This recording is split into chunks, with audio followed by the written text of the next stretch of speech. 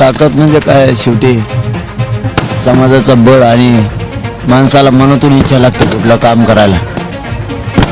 जर त्याला शिकाऊ काम करायचं सांगितलं तर शिकाऊन तो नाही करू शकणार. त्याला मनातूनच पेट घेतलेला लागतो किंवा जिद्द लागते की हे काम आपल्याला पार पाडायचं. त्यावेळेस माणूस कधीच मागं पुढं नाही बघत. मनोज जरंगे पाटील यांचा हा भगवा वादळ आता लोणावळ्यात पोहोचलेला आहे.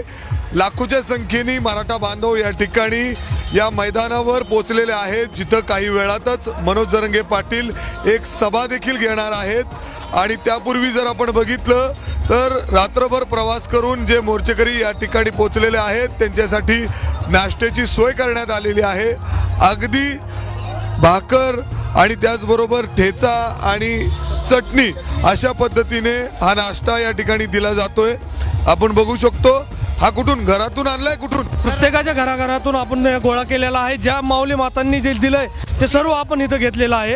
आणि जे आपला मराठा समाज आहे एकही असं कमी पडू नये या हिशोबाने आपण सगळे इथं तयारी केलेली आहे. एकही आपला मावळा उपाशी पोटी राहू नये याची आपण दक्षता घेतलेली आहे. हा, जर आपण बघितलं तर लाल तिखट, त्याचबरोबर शेंगदाण्याची चटणी, चपाती आहे, भाकरी आहे आणि त्याचबरोबर आपण पुढं बघितलं तर ठेचा आहे.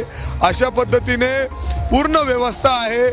जो मराठा बांधव या ठिकाणी येतोय त्याची एकदम चांगली व्यवस्था या ठिकाणी करण्यात आलेली आहे. पुढं पिण्याचं पाणी आहे, त्या पुढं वेगवेगळे सगळे जेवणासाठी चहा या ठिकाणी दिला जातोय.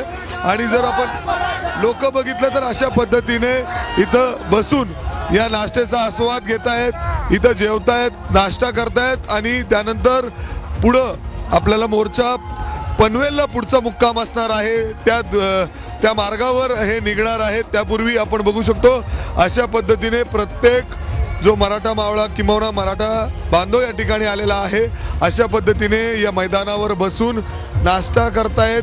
त्यांचं जेवण सुरू होतोय आणि त्यानंतर आता मनोज जरंगे पाटील या ठिकाणी सभा घेतील आणि पुढं मुंबईच्या दिशेने हा मोर्चा कूच करणार आहे.